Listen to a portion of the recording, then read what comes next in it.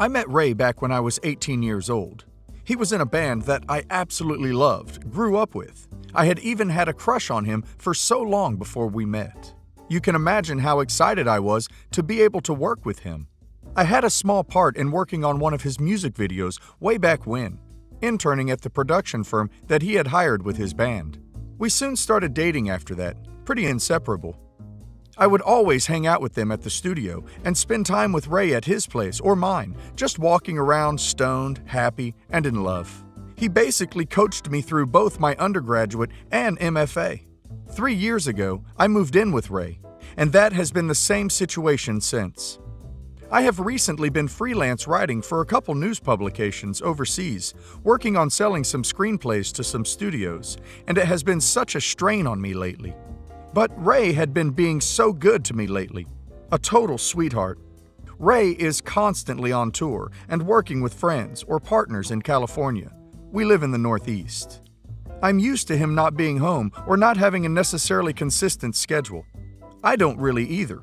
I'm sometimes in California myself with some production work I do with my old cinematographer partner. The arrangement was always nice, and it felt really good to be with someone who understood how hard it is to manage a life on a creative schedule. Honestly, I figured once Ray got back from his business trip, he was going to propose to me. I know it's stupid to just assume that, but after how well things had been going with us, I was really just getting this overwhelming feeling of love and hope that I was just so excited about. However, the other day, week ago at this point, I was browsing Ray's Instagram looking for a specific picture, and I noticed the Tagged Pictures tab on the top of the page. I'm kind of illiterate at social media stuff. At this point, Ray was in California overseeing some stuff with his new merch or whatever. I felt myself missing him a lot, so I thought seeing some funny, candid pictures of him would cheer me up and remind me of how cute he is. So I click on the tab and scroll down a little bit. I see a picture of this cute blonde woman, Katie, kissing his cheek. I didn't think anything of it at first. He's a relatively popular musician. Not like getting on any charts anywhere, but a lot of people in a specific scene at least know of him. So I thought it was just another fan. But when I scroll down more, I see more and more pictures of this woman and him. I click on the picture for who she's tagged as. I click her profile. I'm blocked? Immediately, I got a bad gut feeling. I ended up logging out of my account and into my company's. I know, scummy, but now it seems worth it. I click on her profile and I almost throw up.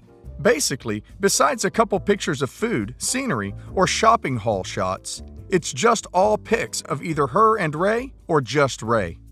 I do some more digging and I see that her and Ray are ducking engaged. People are congratulating them. There's a pic of her holding up a hand with a ring up, and you can see Ray in the background smiling. I want to ducking die right now. It has been 3 days since Ray has gotten back from the trip, and I don't even know what to say. He knows that I'm upset about something, I think. He wanted to have S when he finally got home. We always have a really fun romp once he comes back. But the thought of it made me ducking sick. I don't know how to talk to him about this. I know I'm just postponing something by doing this, but I honestly have no ducking clue how to approach my future. I honestly still love him so much, and the thought of being without him right now makes my head want to explode. I don't even care that he was with someone else if he would just stop doing it and apologize. I understand that humans are not inherently monogamous, and hell, I've thought about other people and even kissed someone one time during a LSD trip a couple years ago. I never told him about that either. But this seems really unacceptable, and I feel really disrespected. How could he just have this entire secret life and just hide it for so many years? As far back in her timeline I scrolled, 5 years, they had clearly been dating. I wonder if they've been together the entire time me and Ray were together. I know this is so long and rambly, but I just need help deciding where I go from here. We live together, and I don't really have housing in the area right now that would be easy for me to just go, you know? Should I just pretend I don't know anything until I can find another place and then just unload then? Should I try to talk to him now and see what's going on? I don't even care that he was with someone else if he would just stop doing it and apologize. Sorry, what? This guy is living a second life behind OP's back, and she says that she just wants him to stop doing it and apologize. Also, don't you find it strange that the other girl blocked OP on her Instagram? I don't know what OP is waiting for. There are two options: kick him out or pack your bags yourself. He didn't just cheat on OP with some random chick. He met someone, started a relationship with them for years, and got engaged. OP is the side chick. He isn't the love of OP's life. He's an idiot. In my opinion, OP should have some self-respect. Listen to the update, guys. I realize now I was completely manipulated by Ray for many years. I thought our relationship was common for two creative professionals. It wasn't. After I made that post, Ray was needed out in California again. It was the perfect opportunity for me to pack up all my crap and leave. Once I collected my thoughts, I reached out to my longtime friend John, actually my age, now 30, who lived in Portland at the time. He flew out to the East Coast city I used to live in with fancy maple syrup, whiskey, and my favorite coffee. I'll always remember this little detail. John helped me pack up everything, arranged transportation for me to fly back with him and my cat to live in Oregon with him, and brought me to the coast to bury a bunch of memories. Photos, film reels, memory cards, etc. It was extremely cathartic. I was sober, feeling every bit of pain in that moment, but realizing it needed to happen. Once in Portland, Ray obviously came back to our former apartment and realized I was gone. Per John's idea, the only thing I left on the kitchen counter was my set of keys and a printed out picture of Kat with the engagement ring. I had blocked his number, but Ray continuously tried to contact me, first in fake consideration of my safety, then getting progressively angrier with me. He did not apologize a single time. He just got more threatening and said he was going to hire a private investigator to find me. John ended up hiring a lawyer for me to walk me through my legal options and spoke to the police about a restraining order, which we did file. It appears the order worked, considering Ray has not reached out to me since he was notified. I know some of you probably wanted me to tell Kat. I'll be honest, I never did. I'm sure she eventually found out, or maybe she didn't. I have no idea what happened with them, and I have no urge to. You were all correct. I had known some of his friends, but only professionally from working with them. He rarely took me out to social events. I did know his family, though. They were always pleasantly nice to me, but they lived so far away geographically that I only saw them for very special occasions. I don't know if they knew, but I didn't want to hurt myself thinking about the disrespect and secrecy of everyone. I was lied to not only by Ray, but by a group of people who I thought respected me. I found a therapist who helped me process a great deal of these emotions, but I am certainly not completely healed. I finally feel able to talk about this with you all 1.5 years later. It simultaneously feels like it just happened yesterday and 1,000,000 years ago. Some of it feels like an extended nightmare. All I know is that I'm awake now. Unfortunately, I did end up getting tested and diagnosed with HPV, which has since been treated, but I definitely got it from Ray. I was arrested that night for disorderly conduct as well because I got belligerently drunk in anger. I was sentenced to anger management classes and AA meetings. I was certainly not a full-blown alcoholic, but I realized I was numbing my pain with what I thought was recreational drinking. I have been sober for a year now. Just got my year chip last week. Overall, this is a happy ending for me, I promise. I started dating John at the beginning of this year. I now understand what being in an actual loving relationship feels like. John is completely honest with me about everything, even the smallest things. He respects me and understands my past. I can't begin to verbalize how thankful I am for him and how much I appreciate him being in my life. He is my rock and was there for me since my healing process began. For the record, I'm the one who initiated the romantic contact. We slept in separate rooms, had sex with other people, gave each other romantic advice. But at the beginning of the year, we were both single at the same time. He was making breakfast in the kitchen before I went off to teach. In that moment, I just realized he was always my what-if guy, since knowing him in college. I wanted him, and I truly loved him. I asked him if I could kiss him, just overcome with emotion and a lost filter. He thought I was joking at first and barely looked away from his eggs. But then he was like, "Wait, really?" I said yes, and gave him a huge hug. Then he kissed me. I felt this warmth I never experienced with Ray, even at our best. It felt like something finally clicked. Since then, John and I have been so happy, and now I know what it's like to be with your best friend, especially someone who knows you as well as he knows me. I couldn't be happier, and for the first time, I feel valuable. I went back to school part-time to learn some coding and stuck with it. Now my current job is paying me to continue my schooling, and I've been doing some web design work for them as well. My boss is the most amazing woman I've ever met and totally supportive. Guys, I feel whole. I really do. But even more importantly, I feel ready to deal with anything in my future, good or bad. I've grown up in a big way, and I feel like I'm not afraid of entering my 30s. I still have a way to go dealing with an eating disorder, but I've even gained some weight. I'm proud of myself, and I'm so thankful to everyone who has helped me at all. I'm not alone anymore.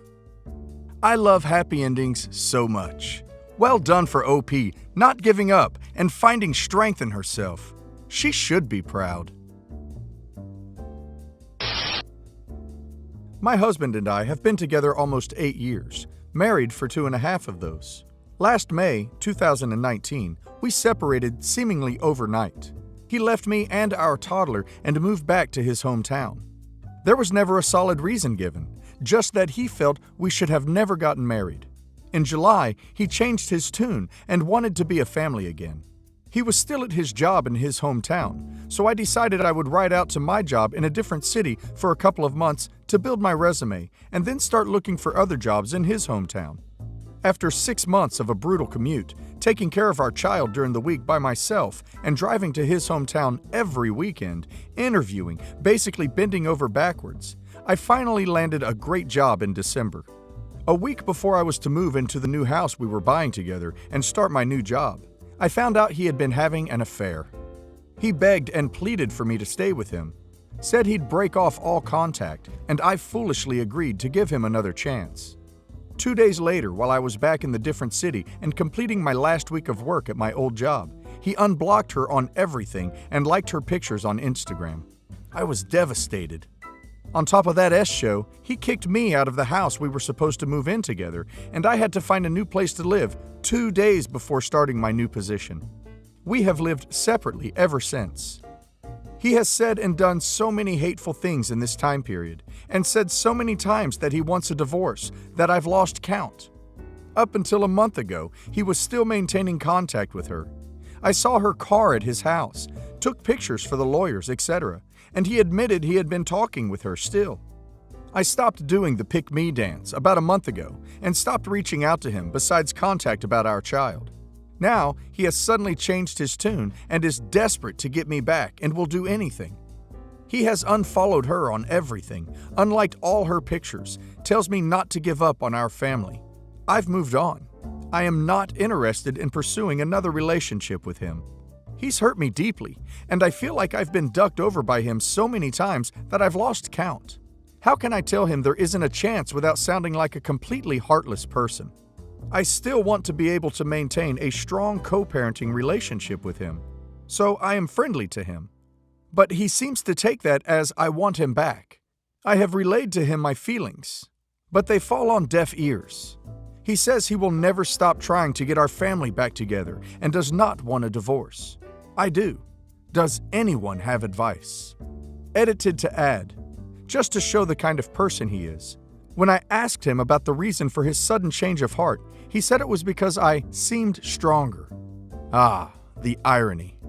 Honestly, a big thank you to the prick for yanking the rug out from under my feet, not once, but twice, because I truly have realized how much better I can do and how I don't need anyone but myself to have a happy life. Second edit. I only hope that anyone who is in a similar situation realizes that you can and you do move on. And I promise that you will feel like a 10,000-pound weight has been lifted off your back. Third edit. He is being served papers in the next 1 to 2 weeks. Guarantee the "I've changed" mask slips off. I hope I'm wrong, but I've learned all too well that my gut feelings are usually spot on. Hopefully, I'll be back with an update in a few months with the good news that the split is official. It's obvious why OP wants a divorce. There's a saying, "Fool me once, shame on you. Fool me twice, shame on me." OP needs to get a lawyer and get divorced as soon as possible. Maybe when he gets the papers to sign, he will understand that they are done. That's not heartless. That's taking care of herself and her child. Update. Well, turns out my gut instincts were right. The entire time he was begging for another chance and promising this time would be different. He was still sleeping with the affair partner and telling her he loved her and would do anything to make it work with her. It didn't even hurt me to find it out. I was that unsurprised. It just helped me to stop feeling guilty. I divorced his butt. I thank the universe every day that he is no longer connected to me in a romantic way. It feels like an enormous weight has been lifted off my shoulders. Shortly after my original post, I met someone by chance at a wedding and fell in love. This person is everything my ex-husband was not. The kindness, compassion, and respect they show, not just me, but to my daughter as well, is like something from a dream. I never knew love could be so easy. To anyone in a loveless marriage reading this, leave. Do the hard thing, especially if they have a pattern of leaving, returning, cheating, etc. Lord knows I was terrified to cut the cord. At one point in time, I was actually starting to feel bad for the guy because he was begging me every single day for another chance. He tried to convince me that getting a divorce would ruin my future, our daughter's future, that she would come from a broken family. But it was the exact opposite. It was broken already, and I fixed it. Once I made up my mind that divorce was the best option, I absolutely thrived. I learned independence. I found how to be happy on my own. I found happiness in a partner. Life has never been so sweet. The bad crap makes the good crap so much better.